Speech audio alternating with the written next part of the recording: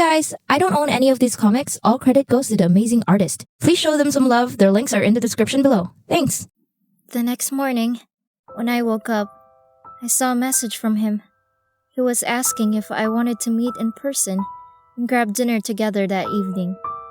Without hesitation, I said yes right away.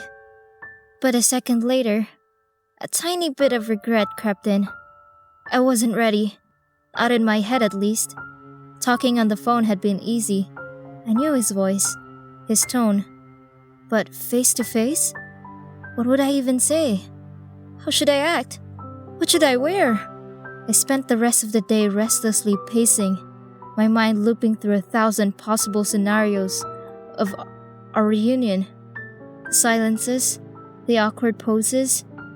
Every 10 minutes, I changed outfit again.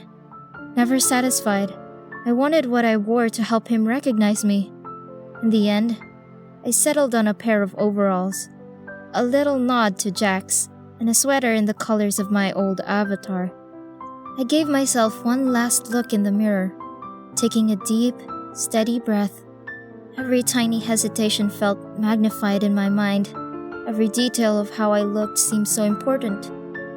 Then finally, I gathered myself. Doubts aside, I wanted to see him. Yesterday, I learned that he lived an hour away from me. Are the others nearby as well? At least it gave me hope of finding them. And now we would be two searching together.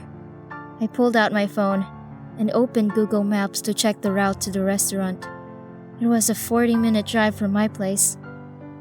On the subway, about 10 minutes into the ride, I messaged him to let him know I was on my way. Though the nerves were still there, excitement had taken over. I was a little curious to see what he really looked like in person. On my way. Be there in 30 minutes. Once I reached the city, night had already fallen. I made my way to the restaurant, following the directions on Google Maps. It had been ages since I'd done something like this with friends. Going out to eat, grabbing a drink, or any other casual activity together. Not far from the meeting spot, I caught myself trying to imagine what he might look like. It wasn't easy. All I could picture was a sly, purple rabbit, and I thought the only thing that would never change was his smile. Right then, I got a message from that bunny boy. He said he was already there. The only hint he gave me was that he was wearing a pink bomber jacket. I'm already here, wearing a pink bomber jacket. I looked around, trying to spot someone who could be him. Then, under the glow of streetlight, I saw him. He was there, and of course, he had purple hair, one hand in his pocket, the other holding his phone, calm yet attentive, as if he was looking for someone too.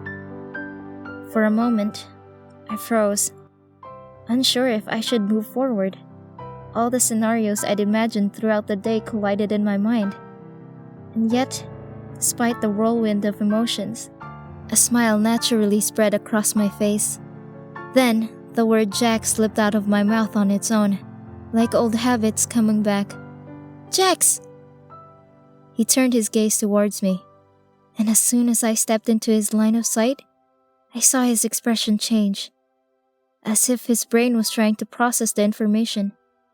And at that moment, everything around me blurred.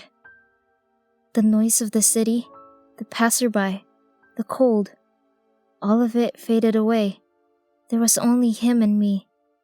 I couldn't move for the moment, and neither could he. It was strange, all these emotions swirling inside me at that instant.